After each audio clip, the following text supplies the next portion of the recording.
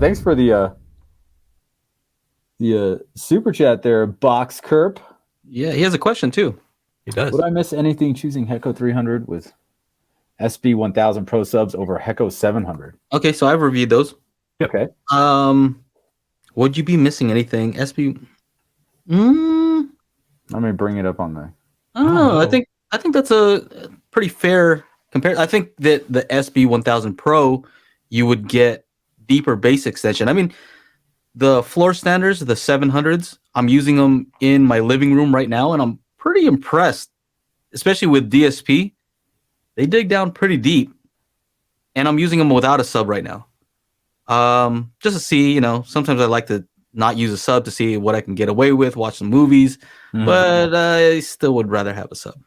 Even if it's a 3000 micro, which is not a, dual 8-inch sub, right? But still makes a difference. So I'm all about sub. If you can get both, then cool. But I would probably go bookshelf and sub myself. But the floor standards just look awesome. So you have to remember, you have to get some nice stands too. So account for that.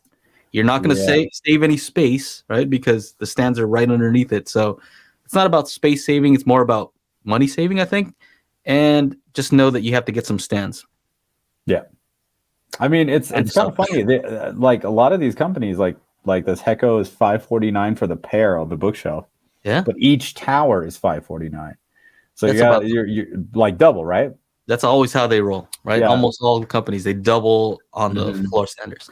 Now it's I actually got the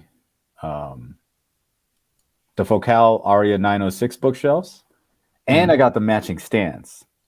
Here's a hint. If there's a company, you're buying bookshelf speakers and they have a matching stand, don't wuss out. Buy the matching stand. But man, those matching stands are usually crazy expensive. Are you saying they were like $1,000? Yeah, no. Yeah, sure. that's crazy. But on the bottom of the speaker, there are 4 screws. Yeah. And what plate do you think that matches up to? It matches up to the matching stand from Focal. Yeah. And I was just like, where are the screws? I flipped the speaker over. I'm like, oh, there they are. That makes so much sense. Well, I wouldn't say you need to spend $1,000. I mean, $1,000 is still a lot of money because I've reviewed some Kanto speakers that were like $300, and they also had stands where it had screws that Yeah, no, and also Q Acoustics too. Q Acoustics, they have some budget speakers, and the stands screw into the speakers. And I can say that makes a big difference because when you go to move the thing, it's as if it's just one unit. One unit, yeah. It feels way definitely better. Nice. Yeah. And then if you really wanted to, I could have filled those with sand or something if I wanted to have go take it to another level. Yeah. Or whatever. And then adjusting them is great. And they have floor spikes or whatever. And adjusting them is so much easier when they're one solid unit.